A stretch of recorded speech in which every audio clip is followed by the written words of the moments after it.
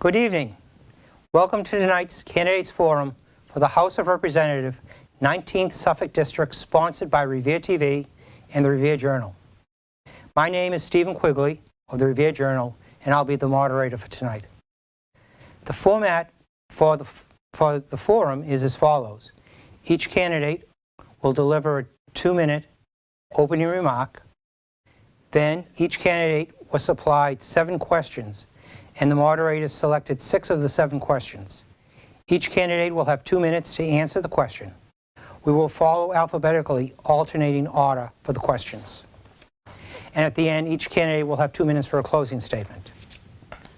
I should mention that this is by Zoom, so that's why many of the candidates are not wearing masks, and I'm in the studio at Revere TV, and there is no one here. So, on with the forum.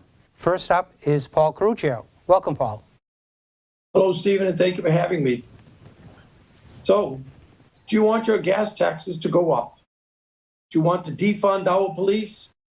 Neither do I. I'm Paul Caruccio. Many in the district know me for my 34 years as owner and operator of Michael's Hallmark at Michael's Mall in Winthrop, in another business at the Meadow Glen Mall. I am also a competitive runner and swimmer. So whether you realize it or not, you've all seen me running by at one time or another over the years. Today, I'm here as the only conservative candidate for state representative of Revere and Winthrop. I intend to restore balance in a 2-party political system to Beacon Hill, return transparency and civility to politics, strengthen our communities while listening to all of your concerns. I understand the plight of our businesses and how our families are suffering from the COVID shutdown. We need to safely restart our state and our communities now, and it is imperative to have a candidate who will grow jobs and revitalize our business base, get our economy operating at full strength, provide safety and security to our communities, and put more money in your own pockets.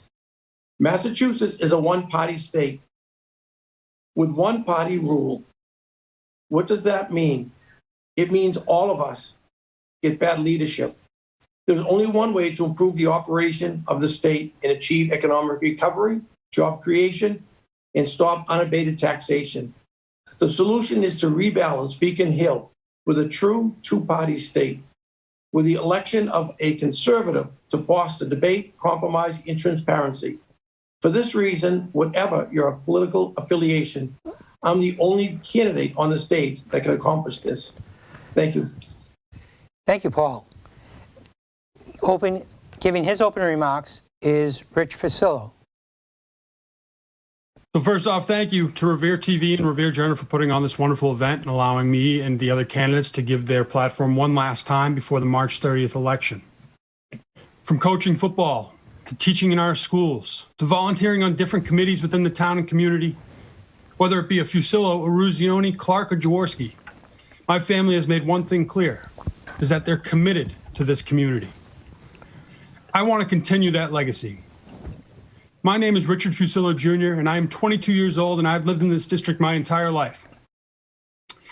I'm running as an independent because I want to represent everybody in this community, not a political party, not a special interest group. My only interest is that of the people of this wonderful district. And as representing everybody, that includes the over 20% Hispanic population that lives within our district, which is why I'm the only candidate that has Spanish translations on my website. I hope this forum allows you to hear my platform. And through this conversation, I hope to gather your support through tonight. And I hope that everybody understands that the issues are a lot more than just a party. The issues are not bipartisan issues or a single party issue. These are nonpartisan issues that our communities need to solve. And as an independent leader, I will do just that. I will lead independently and help our community thrive. So on March 30th, when you step in that ballot box and that ballot booth, I want you to think about what kind of candidate you want. A candidate whose interests are in their party and special interests, or a candidate whose only interest is that of the people. Thank you. Thank you, Rich. Now, Jeff Turco will give us his opening remarks.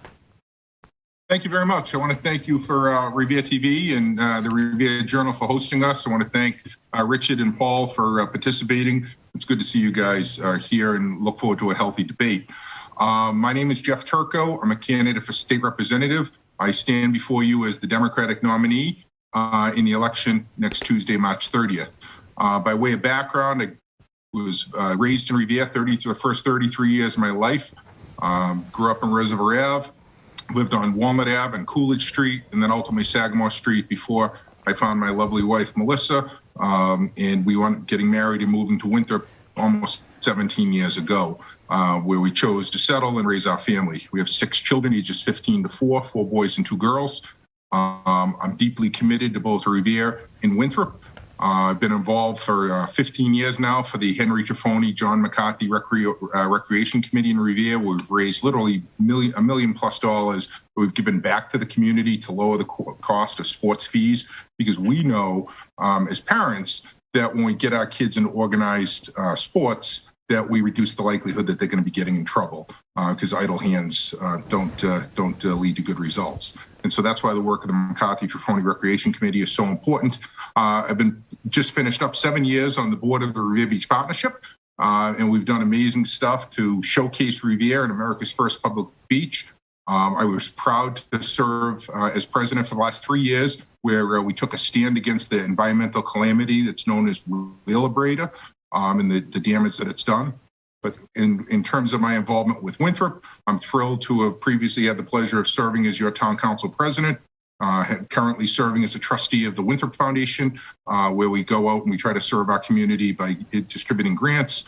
I look forward to a healthy debate tonight and look forward to responding to the questions. Thank you very much. Have a great night, and please vote for Jeff Turco on March 30th. Thank you. Thank you, Jeff. So now we go to the questions that all candidates were given. They were given 7 questions, and we have chosen 6. The first question will be answered by Paul Caruccio, and the question is, what do you believe is the most important issue facing the Commonwealth, and how do you intend to address it as a state representative? I think the important issues regarding the Commonwealth are both jobs and spending. We need to revive our economy and help our residents. For instance, during this pandemic, Massachusetts was the 4th nation in job loss as a result of the pandemic. We need to bring back our small business base that helps create jobs, and we need to bring back our economy. The other problem we have is spending. We spend, so we tax, so we spend, so we tax, so we spend, so we tax. And it's a never-ending cycle. So we don't have a spending problem. What we have, we don't have a tax problem. What we have is a spending problem. So Massachusetts has the highest per capita debt in the nation. And our debt is causing us to grow less.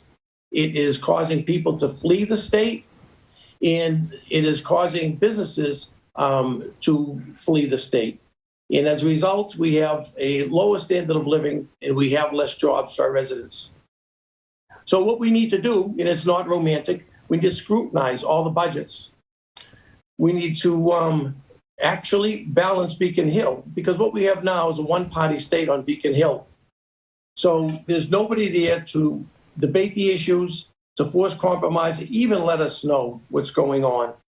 So until we have balance in Beacon Hill, we're going to have runaway spending.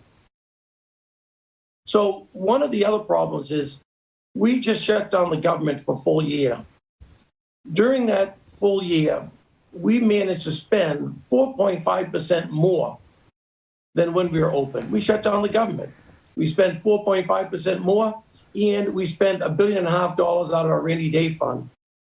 The Beacon Hill legislature also increased their own pay by 6.9% while we were Paul, facing you're over the limit. 18% unemployment.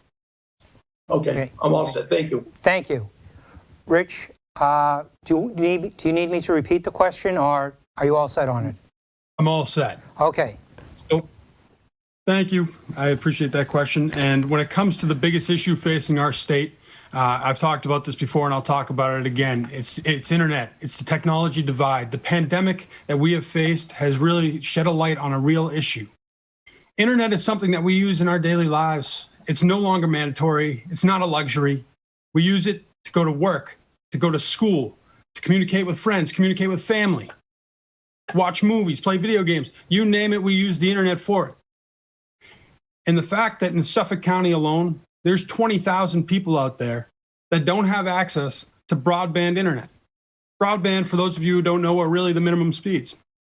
And there's 8,000 who don't have internet at all. So when it comes down to it, we need to focus on creating incentives and grants that are going to allow communities to give people more internet, as well as if you look at communities like Winthrop, whose only option, really the only option is Comcast, we need to increase options in communities as well. Doing so would drive down prices. So the other issue that we face is that's been a reoccurring issue in our community, in our state as well, is vaccines. I think we need to continue to roll out vaccines. I think we need to get all teachers vaccinated as soon as possible. I think we need to continue to roll out our vaccines. But I still stand that the most important issue that is in our state is the technology divide that exists. And like I said, incentives, grants, loans, they did this with, I'm pretty sure, television back in the day, internet, that we need to do the same. So that's the issue. Thank you. Thank you, Rich. Jeff, your turn. Yes. Do you need the question repeated, or are you all set? No, all set. All set. Thank you very much. I've talked about repeatedly over the last nearly 3 months now that education is the great equalizer. And if we don't fix our educational system, if we don't give students the opportunity that they deserve starting at kindergarten, going through grade school, going through high school, then we condemn them to the socioeconomic bottom of our economy. We don't allow them to participate fully, to advance, to fully appreciate and enjoy the American dream. And so that's why it's so critical here in Massachusetts, the founder of the public education system here in the Commonwealth, with Horace Mann having led the effort to create the public schools in the Commonwealth. It's critical that we fully fund the Student Opportunity Act that the legislature passed last year, working together with the governor and working together with the Senate. It was critical that we fully fund it. It set forth the 7-year time frame. This has been a long fight for many that have been involved in public education. It was the Supreme Judicial Court decision in 1993 that said education is a right of children and the Commonwealth is breaching its duty by not fully funding it. Since that time in 1993, the Commonwealth has spent literally billions of dollars to improve the quality of our education, but it hasn't met every opportunity and every goal for young children. And so that's one of the things that I'm going to work on, and I think is the most important, in response to your question, I think is the most important issue facing the Commonwealth. What does it require, though? It requires a legislator who will get up there and not just take information at face value, but will do the research. We talked about this at one of our last debates on the Democratic side about, do you raise taxes or not? Well, I looked at the economic numbers, the revenue numbers coming in according to the Department of Revenue. And the Commonwealth is taking in more money today than it did pre-pandemic. We're doing pretty well, and that doesn't include the money that's going to come to the Commonwealth from the federal stimulus package. So I look forward to fighting to improve the quality of public education here in our Commonwealth. Thank you. Thank you, Jeff. The second question, Rich will answer first, and the question is, in particular, what do you believe is the most important issue facing the residents of this district, and how do you intend to address it as our new state representative? Rich? Absolutely. So one of the biggest things that I look at when it comes to our community is the soaring cost of living. More and more, we are seeing people driven out of our community because they can no longer afford it. So when it comes down to it, we need to look at what type of housing is available.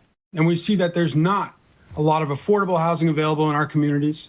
And there's not a lot of, apartments or family homes within Winthrop that are available, or Revere for that matter, that are available. So in order to solve this issue, a lot of things that exist, one of them is the home rule, which allows towns to designate what permits are given for types of buildings. We need to loosen these restrictions or bring them up to the state level to allow for more types of buildings to be built in our communities. We need affordable housing. For those of you who say that affordable housing is going to bring bad things, that's just simply not true.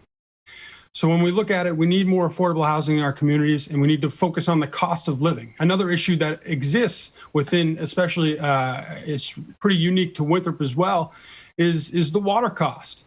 When we look at it, we need to hold the MWRA accountable for our sewage rates. The water is not necessarily super expensive, but it's the sewage rates. We've in Winthrop especially, they've combined those costs. So when we look at them, they're 2 times, 3 times higher than surrounding communities. So we need to make sure that someone's up there. We're going to make sure that these prices are brought down, because they're not, call it what it is, it's not really, it's not going to really affect the town that much if we bring down the price. People are being driven out of our community because they can no longer afford it. So when it comes down to it, cost of living and water, those are the 2 things that I hold near and dear for this community. Thank you, Rich. Jeff, you're next. Do you need the question repeated? No, I don't. Thank you very much. I mean, I talked about what's most important for the Commonwealth in response to the last question, which is education. That still applies in Winthrop.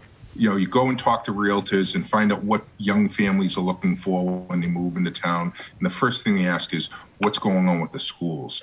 What's the product coming out of the school? Not just the buildings, but the actual product. Are the kids succeeding? And so it's critical that we give our superintendent of schools, who I have great confidence in, the financial resources through the Commonwealth so that she can continue to improve the Winthrop Public Schools. With respect to housing, I think housing is a big issue. I think, you know, we've got to, you know, as a community, now this is more of a local issue than a state issue, but Winthrop's at a crossroads where it has to determine, does it want to be a small bedroom community that I've grown to know and love, or does it want to be sort of some of the light in terms of with mass development in the town? I think that's something that people have to make a decision on. It's not something that is going to be decided by who your state representative is. It's going to be decided by who your council president is, who the members of your town council are, because they're the ones putting people on the planning board. They're the ones putting people on the zoning board. And so that's an important issue, I think, that does need to be addressed, is how do we, as a Commonwealth, help facilitate cities and towns that want to have new development. We look at Revere. As I've gone around and talked to people going door to door, I think people are fed up with the amount of development that's going on. You can't find a postage stamp lot in Revere that doesn't have buildings going up on it. And I think that's a legitimate concern for people. Water sewer rates are a huge issue. But again, most of that is a local issue. Take, for example, we're talking to Revere TV, but if you look in Winthrop, the town of Winthrop captures 50% of every dollar that it bills the ratepayer. The town of Winthrop uses for its own cost. It's not the MWRA that's gouging the people of Winthrop. It's the town of Winthrop that's gouging the people of Winthrop. Thank you. Thank you, Jeff. Paul, your turn. Do you need me to repeat the question? No, that would be fine, Stephen. I think both communities of Revere and Winthrop face somewhat different challenges. So if you look at Revere, and let's for a moment just look at Revere Beach Boulevard. So there's been a lot of development on Revere Beach Boulevard, and development is not a bad thing, but there's also lots of congestion problems and transportation problems associated with it. So what we have to be assured of is that when we are permitting large developments, that we do that with the proper measure of safety and the proper measure of return to the community. So developers have to pay up. So there's a matter of making sure our zoning laws are forward-looking. They take into account the new kind of large development that's going on in Revere, and takes a look at the developers paying up and making sure that any excess of use that spills over to the community are resolved by the developers. The other thing we have to look at is old roadways, the highway roadways and rotaries. Those have been ignored for a long time, and it causes excessive transportation, congestion, problems for the community. So those need to be looked at. Now, that's something that has to be done in conjunction with the Department of Transportation. Unfortunately, I had the good fortune to be endorsed by the governor, and that may be an inroad in order to accomplish some of these long overdue projects. Now, for the community of Winthrop, one of the problems I see is the biggest asset for the community is its beach, Winthrop Beach. Winthrop Beach should be an asset which helps attract visitors, helps attract tourists, and have those people be able to frequent the businesses and create jobs in a healthy economy. With the development on Revere Beach, it would be, they have a lot of housing in there, they have some hotels going in there, and it's a natural. Paul, with the, your time is up. Okay, thank you. Thank you. Okay, the third question, Jeff will be the first one to answer it. Ready, Jeff? It's what role do you believe the legislature should play regarding the issue of reforming our criminal justice system, including police reform? Well, obviously, I'm proud to have been endorsed by the Revere Police Patrolman Union, the Revere Police Superior Officers Union, and the Winthrop Police Patrolmen's Union, as well as most statewide law enforcement agencies or unions and associations. I'm proud of my law enforcement background. I'm proud to have served for 5 years as the Special Sheriff of Worcester County. So I think it gives me an intimate view of the criminal justice system, having worked with law enforcement, worked with the district attorneys of the various counties, as well as working with our federal partners back in the day. But I think, Massachusetts missed the boat with the police reform bill. We are not Minneapolis. We're not St. Louis. We have some of the best trained, most highly trained police officers in the country here. We ought to be proud of our police officers and our fire officers and our correctional officers for the work that they do every day to make our communities safer. They give of their time and their talent working at police athletic leagues. And we ought to be proud of them and the work that they do for us, I think. One of the things I'm going to work on as a legislator is to try to undo some of the damage that's been done by the police reform bill. We've created a situation where we've made the police feel like they're the enemy, and they're not. They're good people that are trying to protect us every day and then go home to their families. And that's something that I'm going to work on. So, for example, one of the things after 9/11, 20 years ago, I worked on this when I worked in the state Senate, is we worked on information sharing was so critical. How do we take information from all the various agencies, from the schools, share it to make our community safer? Police reform did the exact opposite. They prohibited the sharing of information from schools to law enforcement, except in a rare circumstance. It was a big mistake. I look forward to working with it, using my experience to fix it. Thank you. Thank you, Jeff. Paul? Do you need the question repeated? No, thank you, Stephen. I'll try to make it quick this time. The role of the legislator is to support the criminal justice system and to provide a safe environment for our residents and our communities. That's exactly what I intend to do. Now, since the George Floyd event, there's been a groundswell of interest in policing. And quite frankly, I agree that we have probably the finest police departments in the state. And some of the narrative that the police are not welcome in the communities is simply untrue. The vast majority of residents in all the communities, whether it's a high-end community, high income, or it's a lower income community, a minority community, white community, everybody wants more police presence. So what I intend to do for legislator is to ensure that the police have better training and maybe standardized procedures. I think that'd be good for them to be trained in de-escalation tactics. And I also think that police should have all the methods at their disposal in order to combat any situation. The other thing we should do is we should reserve any high-profile incidents to the specific individuals and not try to generalize on the entire department. Because the police in this country, they respond to 375 million incidences per year. And overwhelmingly, all of the studies, 2015, the Obama administration showed that there's no problem with police behavior. In 2019, again, all the studies show that the police are operating properly. I tend to support the police, and I intend to support legislation that does that. Thank you. Thank you, Paul. Rich? You're next. Do you need the question repeated? No, all set.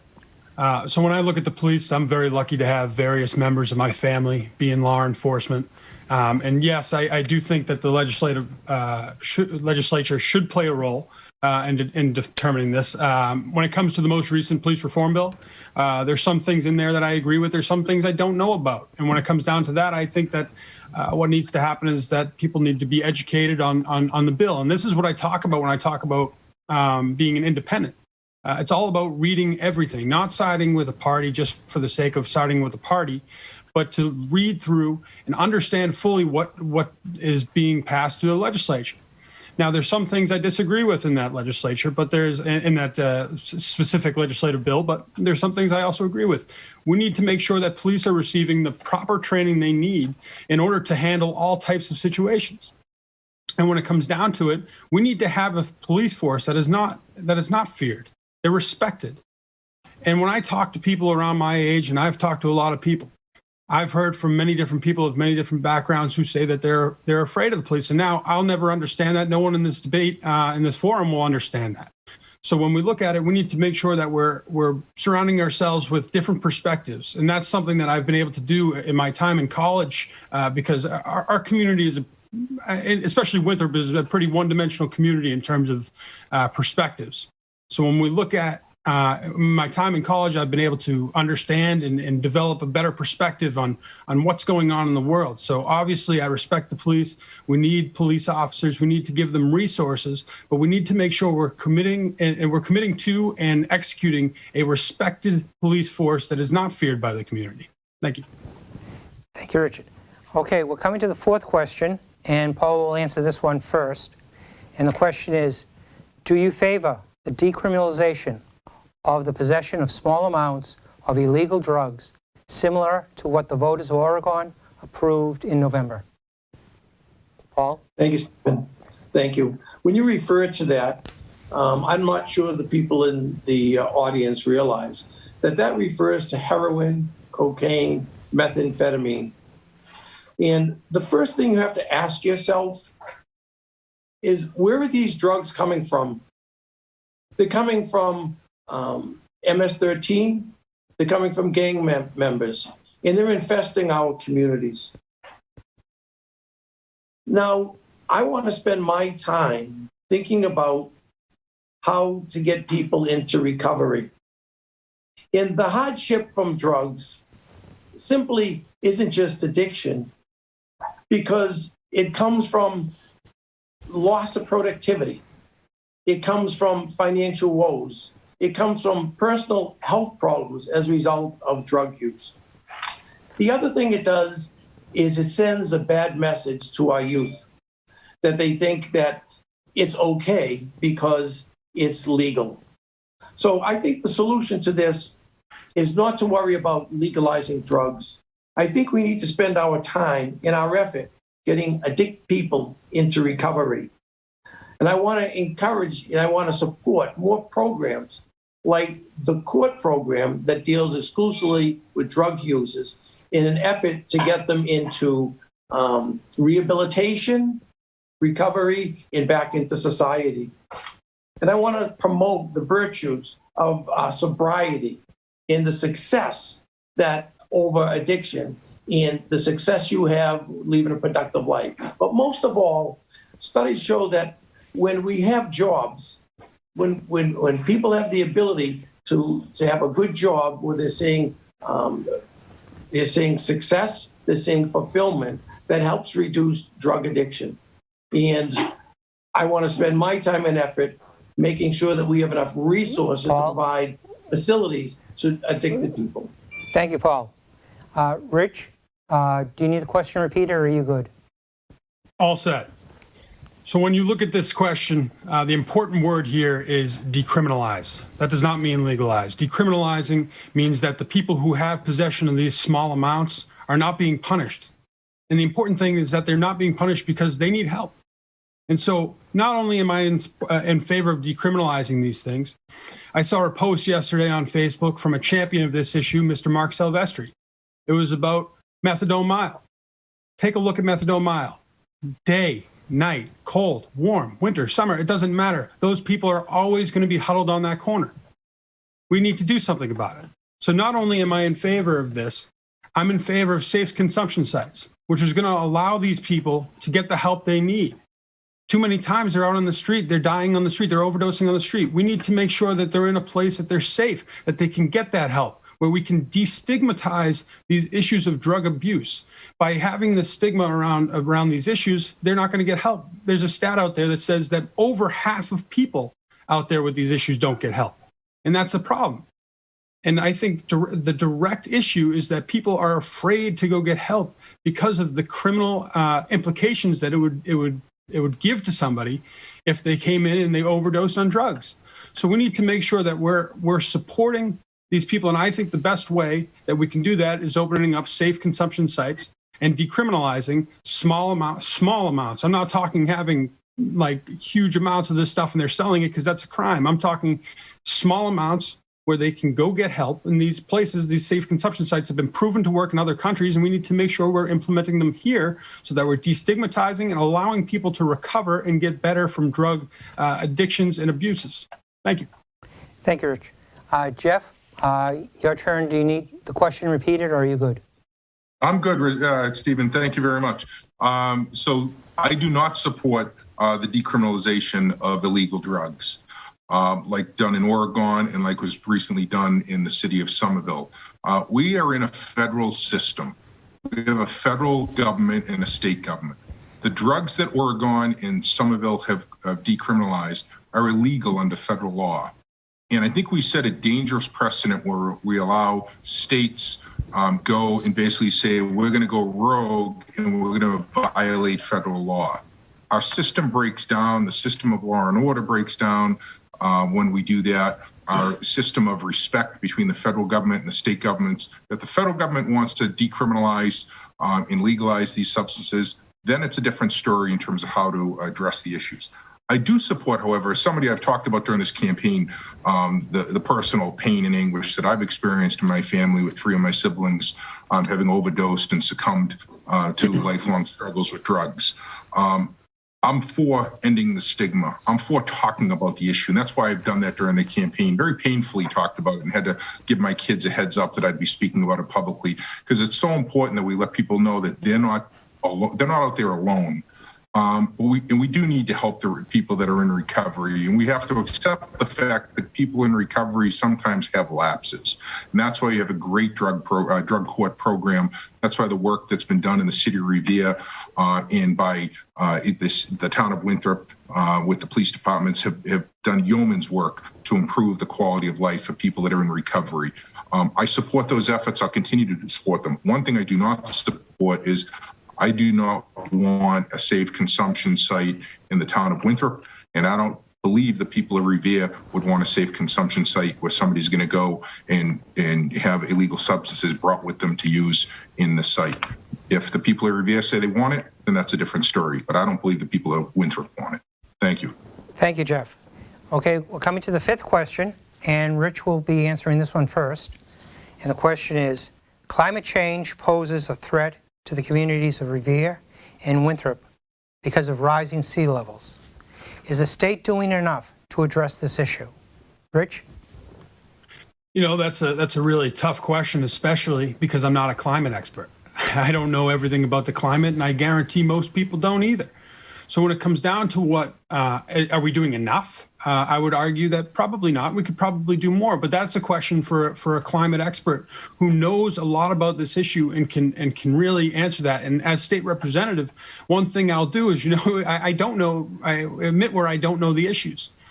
And this issue in particular, because I'm not a climate scientist, I don't know how much water is going to rise over time. We need to rely on the experts who are going to best guide on how to proceed and how to protect our communities. As we know, Winthrop and Revere, both seaside communities. Winthrop's a peninsula, so rising sea levels, you could look at it as Winthrop's eventually going to disappear. But we need to make sure that we're listening to the experts. We know what's going on. We know how to handle these issues. And like I said, it's not something I'm really well versed on as a communications major at Emerson College. But when I do look at what Massachusetts has done for climate change in general, Massachusetts has cut their carbon emissions more than amongst the most amount of any other state in the United States, and we've really led the pack, if not at the top. We're one of the top states in terms of leading climate change. So, like I said, in turn, you need to listen to the experts, and that's what I'll do as state representative. Thank you. Thank you, Jeff. Do you need the question repeated, or are you good? No, I'm good. Thank you very much. I think this is an exciting time to deal with the issue of climate change. You know, both Winthrop and Revere are uniquely affected by it. Revere is an environmental justice community. When it comes to the new climate change bill that the Commonwealth just passed, I think the governor and the legislature worked together to pass a comprehensive climate change bill that died at the end of last session, but was just passed this past week. That bill is sitting on the governor's desk. The legislature took into account a lot of concerns that the governor had, but it'll be a great first step in setting goals that are achievable, that force the Commonwealth to take very aggressive steps to defend itself against climate change. And I think the legislature and the governor ought to be applauded for the work that they did over months and months of negotiation on this bill. Two other issues that, as I've talked about earlier, one is Wheelabrator. They play a part of it. I mean, the environmental damage that they're doing, that plant is dilapidated, it's antiquated, it should have been closed down decades ago.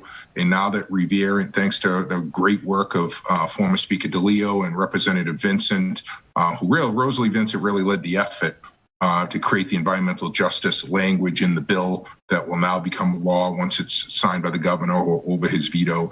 And that recognizes the damage that's been done to the communities in Revere by Wheelabrator.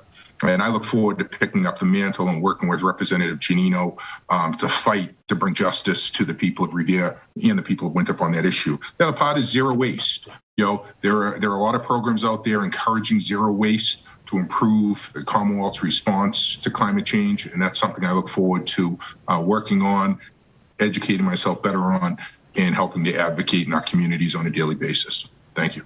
Thank you, Jeff. Paul, your turn. Do you need the question repeated? No, I don't, Stephen. Thank you.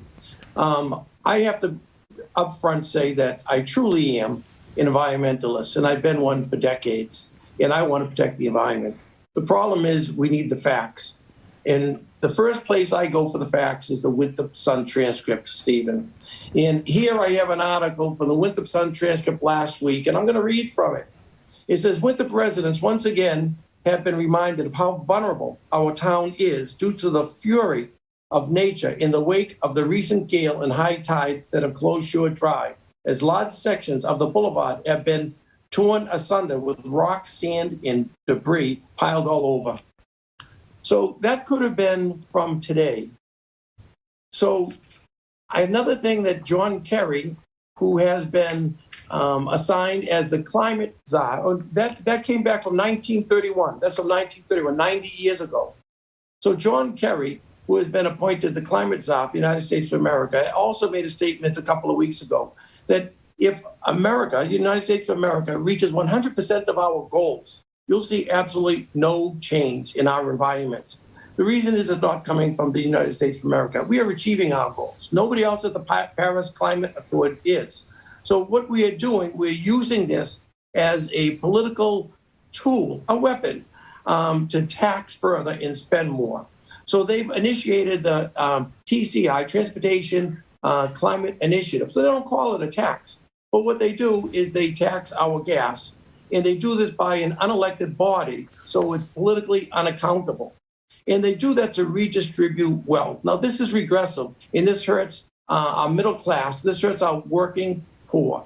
So the solution here is to use renewables, but use them only as a supplemental source. Don't rely on them like Texas, because we see what happened when you rely on a renewable source exclusively when you're not technologically to that point. And as the technology improves, Paul, and the effectiveness improves, we're going to increase that. And the other thing, we need to use science and fact and not consensus of Thank you, Paul. opinion. Okay. Thank you, Stephen. Last question for this section of the forum. Jeff will be the first one to answer. And the question is, what qualities will you bring to the office of State Representative that will make you the best choice for the voters of this district? Jeff? Thank you very much. Well, I think it's a great question. And I think my background, having grown up and remained involved in the city of Revere, having then subsequently chosen to move to Winthrop and settle and raise my family and get involved in Winthrop and making it my home, I think that gives me a uniqueness amongst the candidates in the race in terms of an understanding of both parts of the district. I think my professional background, having run I'm the only one on the platform here that's run a major state agency, that's worked in both the House and the Senate, and has a deep understanding of how those bodies work. I served in local government and helped effectuate change at the local level, and I think that is part of the why the qualities that I possess is experience. We're replacing the Speaker of the House. He's not just another representative. And, I've talked about this during the campaign a lot, that, whether you liked Bob DeLeo or not, whether you liked Bob Travellini or not, the last 20 years have been the golden age of Winthrop and Revere politics. Our little corner of the Commonwealth has been represented by the Speaker of the House, before that, the Chairman of Ways and Means, and before that, the Senate President. And the work that they did each day to drive state revenues and state monies to this area, often unnoticed. Most people don't realize that some $40 or $50 million of funds went to revitalize Winthrop Beach. And is it exactly what we want? No. But go out there and ask the residents off of Shore Drive if the flooding has diminished because of the work that was done in that beach. Go on Revere Beach, the first public beach in the Commonwealth, and look at what was done with the money that Bob Travellini and Bob DeLeo brought to fix Revere Beach after decades of neglect. I look forward to following in their footsteps and serving the people of this area. Thank you. Thank you, Jeff. Paul, you're next. Do you need the question repeated, or are you good? No, thank you, Stephen. Thank you. The thing that would make me the best choice is that I have a background in business and economics. I have a lifetime of business management experience. I've been a small business owner my entire life. I know what it takes and the legislation that it takes in order to run the state the way you run a business. I've also seen the impact of bad legislation and how it affects our communities and our families.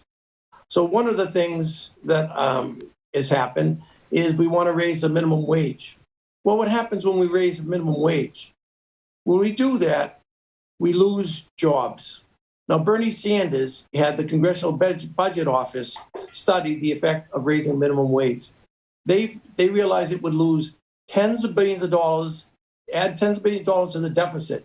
We lose 1.4 million jobs. It would hurt small business, and it would raise prices to all of us. So legislation has just the opposite result of what you want to achieve. I would fight taxes. I'm going to keep more money in your pocket. The other thing is, in order to work on Beacon Hill, you need to be a fearless leader. And you cannot be a fearless leader if you have special interests. You cannot be a fearless leader if you want to make being a politician a career. I have no intention of being a career politician, and I'm going to fight for election integrity. I'm going to fight to reduce taxes and put more money in your pocket. I'm going to fight for term limits. I'm going to fight to support small business, and I'm going to try to balance the economy as the only conservative, or one of the few conservatives up at Beacon Hill. So a vote for anybody else here tonight will just mean more of the same field policies. Thank you, Stephen. Thank you, Paul. Rich, you're up next. Do you need the question repeated? No, I do not. When I look at the most important quality, a lot of people want to hear the term leadership. Of course, leadership is very important. However, what makes a leader?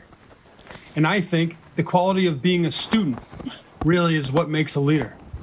A lot of people believe at times when you get out of school, you no longer need to learn anymore. You're done learning. That's false. No, you need to learn throughout life. A lot of people forget that. And when elected on March 30th, one thing I can make you sure of right now is that I will always learn. I'm a student. I'm a learner. I will learn everything that I need to learn. And part of leading is learning, like I said. A leader who doesn't learn is doomed to fail. We need to learn. We need to continue to learn. Nobody knows everything. So when it comes down to it, we just need to make sure that we have somebody who's not going to play politics, somebody who's not going to play a political party, and I'm not doing that. I refuse to play a political party. I can promise you tonight that I will never pick a political party for as long as I am in office. And I agree with Paul on the facts that we should have term limits. But when it comes down to it, we can't have people who have special interests. We can't have people who are picking sides for the sake of picking a party. You know, we need to make sure we have somebody who knows the issues, who is going to know the issues, who's going to learn about the issues, who's willing to learn about the issues. And when I'm elected, hopefully when I'm elected on March 30th, I will do that. And I will be a leader for everybody in this district. And like I said before, everybody. That includes the 20%, over 20% Hispanic population. So thank you. And those are the most important qualities as a state representative can have. Thank you, Rich. That concludes the questions. Now we're going to move to the final part of the forum, which is each candidate will give their closing remarks. Will be limited to 2 minutes, and Paul will give his. Will start us off. Paul. Thank you, Stephen. Do you want to endure this practice of conflict instead of conversation? Do you want to continue this pattern of disputes instead of discourse? Has Beacon Hill listened to the issues that are vital to your family? Do you want to pay more to Beacon Hill? If the answer is yes, then perhaps the establishment candidate in the status quo is for you. But I know we can do better. I'm the only candidate that can actually disrupt Beacon Hill that has shut us out in our working class. So let's change this right now. My goal is to grow our economy and our jobs, protect and preserve our communities and families by not defunding our police. I want to restore election integrity. I want to reduce spending, waste, and abuse. I want to fight against gas taxes and new taxes. I want to advocate for term limits, and I want to rebuild our small businesses.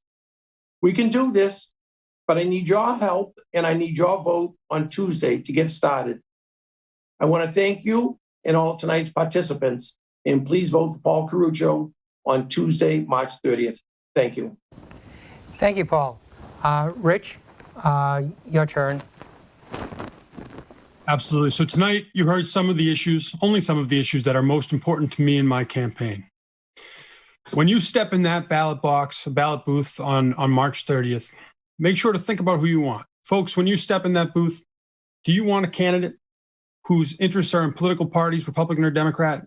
Do you want somebody who's got special interests? Do you want somebody who's taking money from different areas other than just the hardworking people of this community?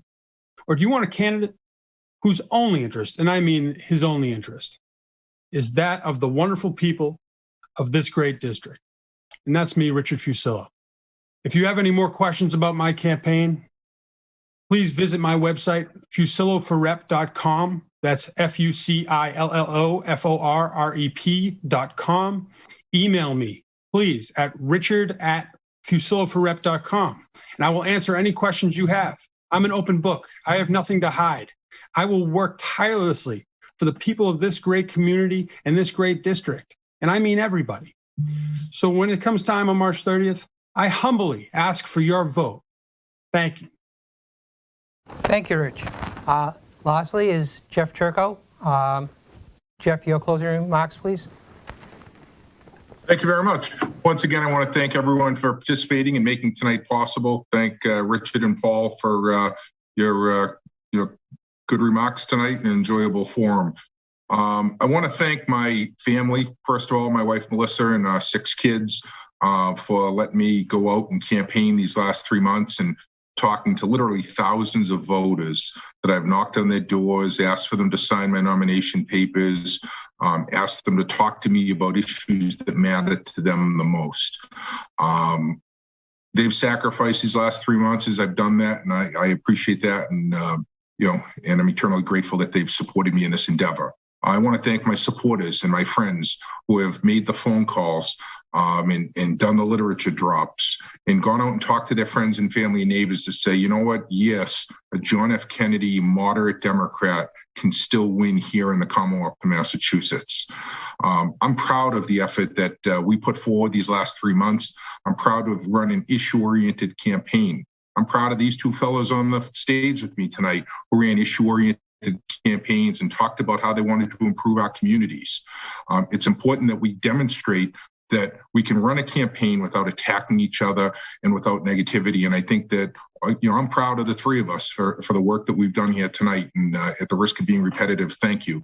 I look forward to going to work on Beacon Hill as someone is the only candidate here with experience in the House, experience in the Senate, experience at the municipal level, to take that experience and to make me an effective representative, to fight for the working class people of this district, to make sure that we once again create an atmosphere where the plumbers, the electricians, the laborers that have supported me as a kid and support me today, the police officers and the firefighters, that we make them proud to be in this community and be represented by me, Jeff Turco. Please vote for me on March 30th. I'd be honored by your support. Thank you. Thank you, Jeff. That concludes tonight's forum. We want to thank the candidates for joining us and giving the views. We want to thank our viewers for tuning in to us. We urge the voters to remember to get out and vote on March 30th. The polls are open from 7 a.m. to 8 p.m. And if you're wavering whether you want to go out or not, just remember these three candidates have given up time, and they've been out campaigning, knocking on doors, holding signs in some pretty brutal weather.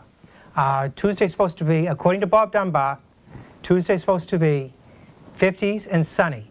So there's no reason why you shouldn't be able to get out and vote. Thank you. And on Tuesday night, we'll be carrying live the election results on this channel, so please join us. Thank you, and good luck, candidates, and we'll be talking. Stephen. Thank all the candidates. Thank you. Have a good night. Thank you, Jeff, and thank you, Rich. Thank you, Stephen. Thank you, Boo. Thanks.